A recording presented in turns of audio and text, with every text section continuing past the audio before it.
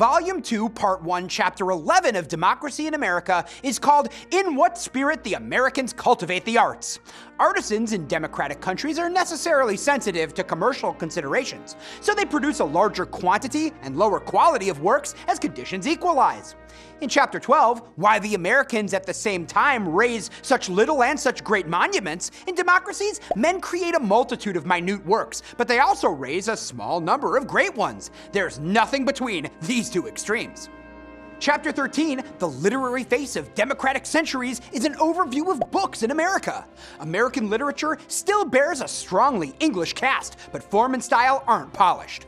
In Chapter 14, On the Literary Industry, authors in a democracy have a greater chance of making a considerable fortune from a mediocre production. In Chapter 15, Why the Study of Greek and Latin Literature is particularly useful in democratic societies, study of Greek and Roman classics serves as a counterweight to the superficiality and shoddiness of most modern literature. Education in a modern democratic nation needs to be scientific, commercial, and industrial, rather than literary. In Chapter 16, How American Democracy Has Modified the English Language, Tocqueville analyzes the effects of American democratic institutions on the English language itself, distinguishing between the written and the spoken language, emphasizing the importance of the latter. In Chapter 17, On Some Sources of Poetry in Democratic Nations, Tocqueville speculates on social and political conditions that tend to favor or disfavor poets and poetry.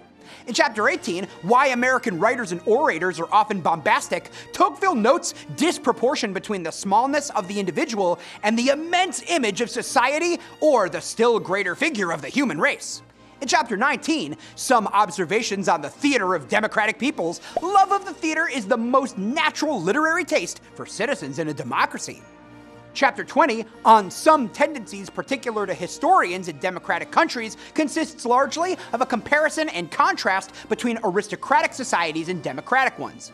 In Chapter 21, On Parliamentary Eloquence in the United States, the contrasts continue. In an aristocracy, members of a legislative assembly tend to be from the upper class, seldom the case in a democracy.